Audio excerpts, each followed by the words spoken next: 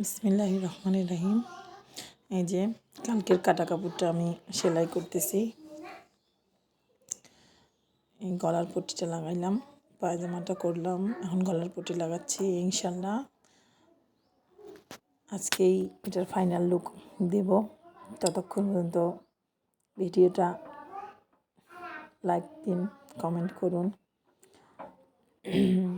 আজকেই final look দেবো ইনশাল্লাহ। আমি সেলাই করি, তারপরে ফাইনাল লুক দেব।